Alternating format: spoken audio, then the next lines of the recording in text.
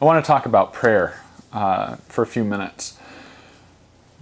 This past year, prayer has, I would say, continued to be a struggle for me. It's been a struggle for me for a lot of years, both in practice and the theology behind prayer. I don't really want to get into all that, but I want to say up front that prayer is not an open and shut thing for me. This past year, though, I want to talk to you a little bit about what prayer has looked like for me, what I've learned from or about prayer, and mostly I want to talk about what I found to be most helpful in prayer from this last year. So what has it looked like? This past year, I have tried very hard to be as open and honest with God in my prayers, which sounds a little weird to say, because it's like, well, sure, aren't you supposed to be that way all the time? But it's actually, for me at least, it wasn't that easy to do, to be as completely honest as I could be, even with things about like frustrations or fears or anger or disappointments, or to honestly give voice to those things in prayer with God that wasn't a part of some practiced format. And I'm sure some of that comes from just, I've got a pastoral background, and if you want a formatted prayer, I can give you one right off the bat. But that wasn't that's part of my struggle with prayer, and that's not what was valuable. What was valuable to me in this past year was when I could be as open and honest as possible. A way to think of it is, instead of saying in my prayer, what is it that I should say in prayer, thinking about it more like, just what do I have to say to God right now?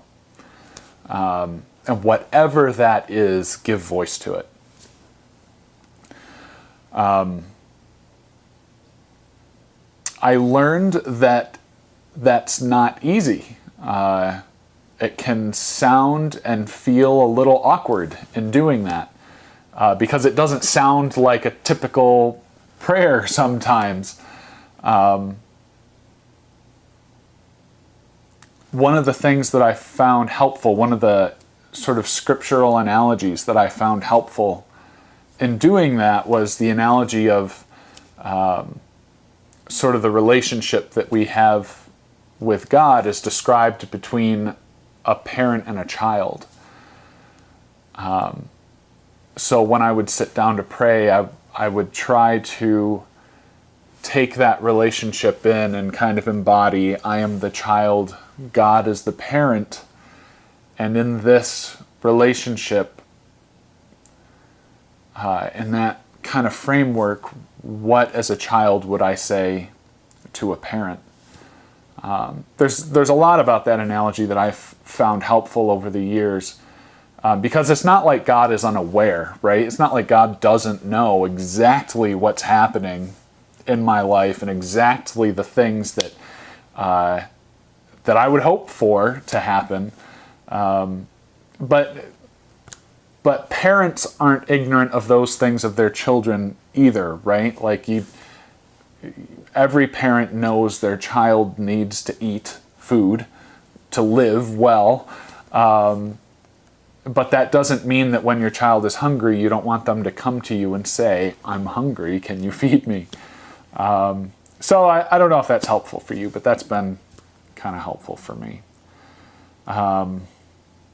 So even though it's been a little harder to do that than to just kind of, say the thing off the top of my head, for me that's pretty easy to do, to just kind of say the prayer without actually having the vulnerability of honesty in that moment.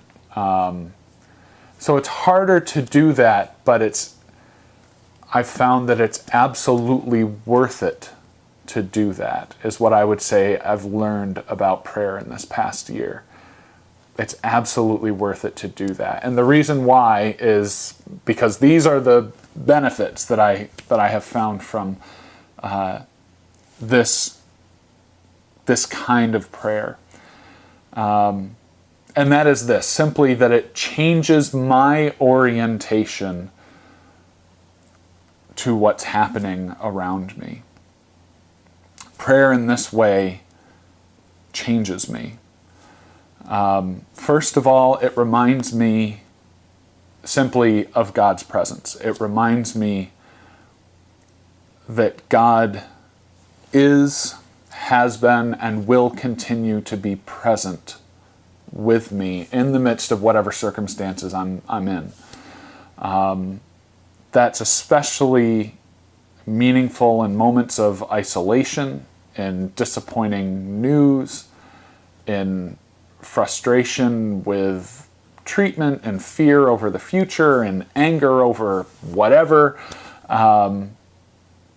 Prayer in this way reminds me that there is another personal presence in the room with me, and not just a personal presence, but a parental one.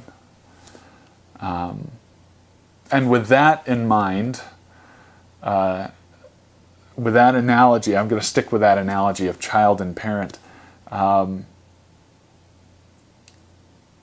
Prayer reorients my desires and even my purpose in prayer. Because I think so often we come to prayer, I shouldn't say we, I should just say me. I think so often in life I've come to prayer as a means to change things. And I know that's a popular saying, prayer changes things. And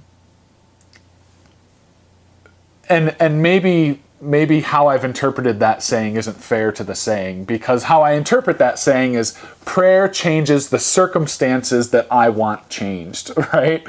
And I don't think that's the case.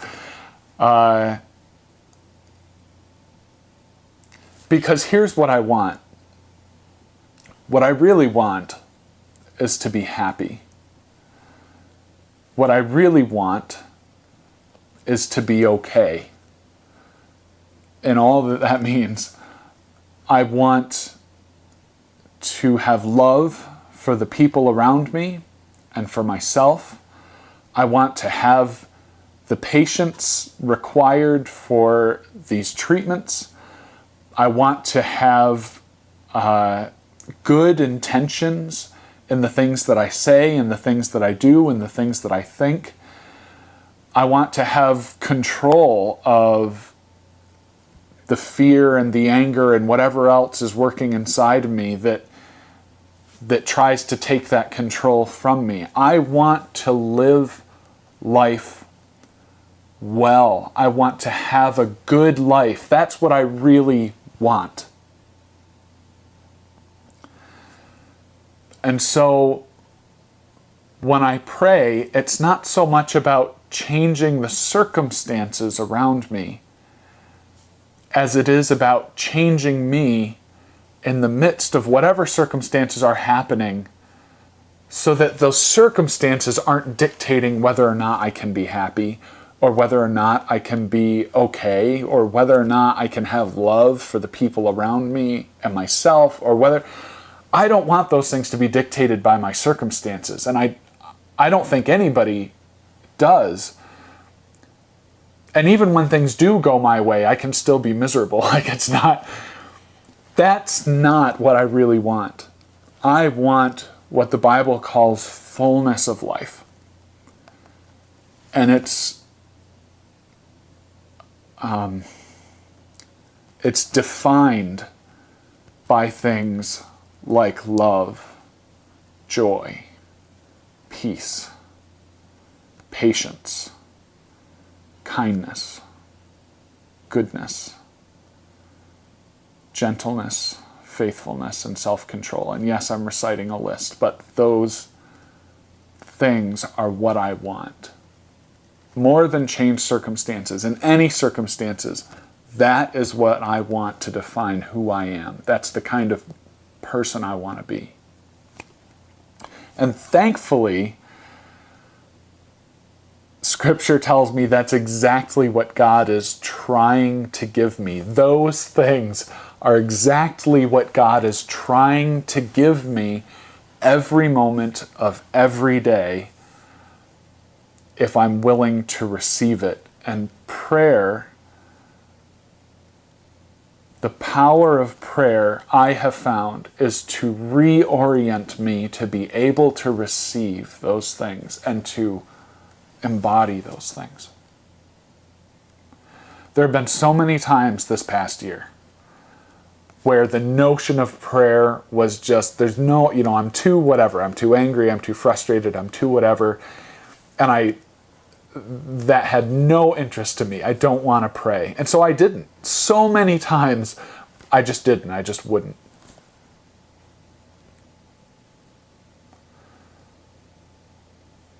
But when I did, those times when no matter, despite of those things, I said, I'm going to pray, and I'm going to try and pray this way. When I was done, that time of prayer was powerfully transforming.